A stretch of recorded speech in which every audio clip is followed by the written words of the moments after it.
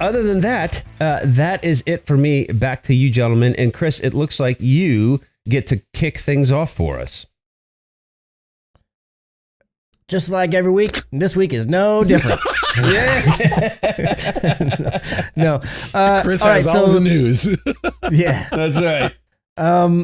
So PlayStation has unveiled, and this actually happened last week after we had recorded, but they unveiled their new loyalty program. Yeah. It's called PlayStation Stars. I do not like the name at all. Oh. I feel like, and even though I know they had a game titled this at one point in the past, I just feel like it would have rolled off the tongue and just felt so much better to just call it PlayStation All Stars. I mean, if that just feels, just playing PlayStation Stars, it just feels like it's missing something. It feels like you're waiting for the rest of the sentence kind of thing. So I'm not a huge fan of it, but outside of that, the name of it in particular, it's very similar to what you would expect from a loyalty program. It's going to be free to join once it launches, and it's slated to launch. They just said later this year. They haven't specified an exact month, if you will. But you'll basically be able to earn rewards by competing in different campaigns and activities.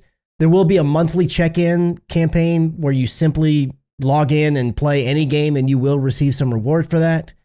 And it's going to be, you're basically going to earn points through the loyalty system. And then those points can then be used to redeem things that are going to be in a catalog. And that could be PSN wallet funds. That could be,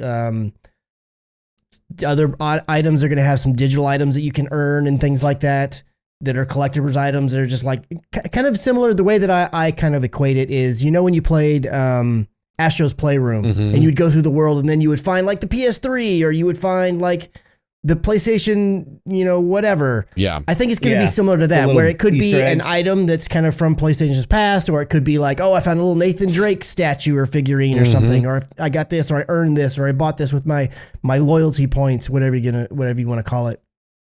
And you are also going to be able to earn points by simply making purchases in the PlayStation Store. I don't know if that also pertains to PlayStation, like the PlayStation Direct Store, where you can buy physical things. So for instance, if you bought a PS5, or if you bought, a new headset or controller, I don't know if that will go to it as well, or if it's only stuff in the digital store.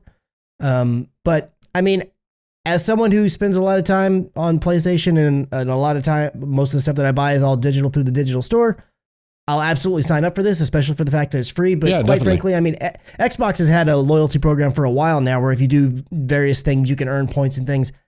And I just find a lot of times, like, if I happen to earn the thing because it's a thing I'm normally going to do, cool. But I don't usually find myself going out of my way to earn the thing. So I don't know how much it's really going to entice me to do any more than I already do. But it's nice that if any things that I'm currently doing already earn me a little something, especially if it's something that can be redeemed as credit towards like wallet funds or something, I'm all for it. Yep. Yeah, I think it's, like you say, it's free, And if I can earn points by doing stuff I would probably do anyhow, then bring it on. And I'm not against a little digital collectible of some sort. So I'm not the biggest fan of accumulating points. Sometimes I think I guess it depends. In this case, it might make sense, but like rewards and that kind of stuff, I think it really depends on what the product is. I think for something like this, it might make some sense because you can accumulate stuff and get rewards for it. But most of the reward stuff, especially in retail, is just, okay, great, I get this. I mean, if you do it right, I know for a long time, I didn't pay for games with gold or my Xbox Live because I was doing that. And Hollywood Bones is a master of that. He hasn't paid for Xbox Live in I don't know how long now. Well, he's not even doing, he's using it to pay for Game Pass, which I guess is all encompassing. Right. Because he's using Game Pass Ultimate. But the app, you go on the app, he tried to explain it to me one time, and I was just like, while at the same time, if you really break it down, none of this is hard to do. Right. When you tell me all this stuff I've got to do, it's like, I'm just not going to do that. So, but exactly to his point, like it really is not that much effort, at least the way that he explains it. And really again, it covers, like he'll get every month or every 2 months or something, or 3 months, he basically earns enough credits by following this regimen that gives him another 3 months of Game Pass. So he just rolls it over and over and does it time and time again. Makes sense. And like I get because I buy so much stuff digitally through the store, like they already have some semblance of a rewards program, but it's through Sony. So like, for instance, I got an email the other day from Sony Rewards that says, "Hey, Chris, you have 1,900 points. Really? You can redeem 1,000 of those right now for a $10 PlayStation gift card."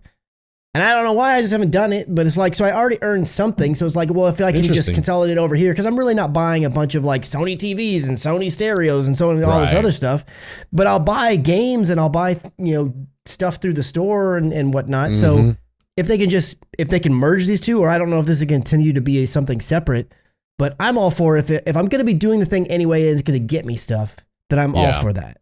Wherever it is. Yep. I'm a big fan. Yeah, I think so too. Yeah.